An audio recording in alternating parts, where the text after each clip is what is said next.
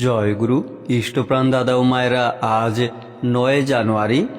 আজ বিশ্বজুড়ে পালিত হচ্ছে পরম প্রেমময় শ্রী শ্রী ঠাকুরের শুভ বনভোজন মহোৎসব প্রতি বৎসরের ন্যায়। আজ জেনে নেব বনভোজন উৎসবের ইতিহাস সম্পর্কে। বাংলা ১৩৭৫ সন। কিছুদিন পূর্বে মানিকপুরের মাঠে বেড়াতে গিয়ে পরম প্রেমময় শ্রী শ্রী ঠাকুর একদিন বরদাকে এই মাঠে রান্না করে খাবার ইচ্ছা প্রকাশ করেছিলেন। সেই দিন সেই সুযোগ এসে গেল। শ্রী শ্রী ঠাকুরের কন্যা পূজনীয়া শান্তনা মৈত্র কয়েকদিন হলো বাবার কাছে এসেছেন, অর্থাৎ ঠাকুরের কাছে এসেছেন। বাবার সঙ্গে মানিকপুরের মাঠেও যান তিনি। একদিন তিনি বাবাকে অর্থাৎ ঠাকুরকে এখানে বনভোজন করার প্রস্তাব তুললেন।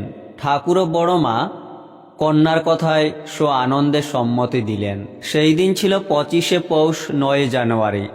মানিকপুর থেকে ২ ফার্লং দূরে ফুটাবাদ সরকারি রিজার্ভ ফরেস্ট। বরদা সেখানেই বিরাট এক বনভোজের ব্যবস্থা করলেন। বনভোজনের আগের রাত থেকেই পূজনীয়া রাঙা বৌদির সুদক্ষ পরিচালনায় আয়োজন সব বরদার বাড়িতেই হলো। শুধু রান্নার ব্যবস্থা হলো বনভোজনের মাঠে। ঠাকুরভোগও সেখানে রান্নার ব্যবস্থা হলো। কিন্তু শ্রী শ্রী ঠাকুরের শরীর বিশেষ ভালো নয়। তিনি মানিকপুর থেকে আশ্রমে ফিরলেন তাড়াতাড়ি। ঠাকুরভোগ সেখান থেকে এনে ঠাকুর বাংলাতে ওনাকে নিবেদন করা হলো।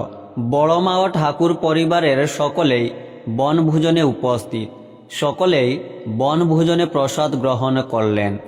পাশের গ্রাম থেকেও শত শত নরনারী বনভোজন উৎসবে যোগদান করল। এই পূর্ণ বনভোজন উৎসব মহাকালের স্মৃতিতে ইতিহাস হয়ে রইল।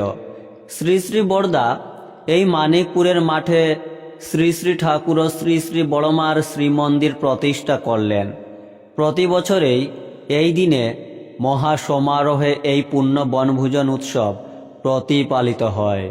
জয় গুরু।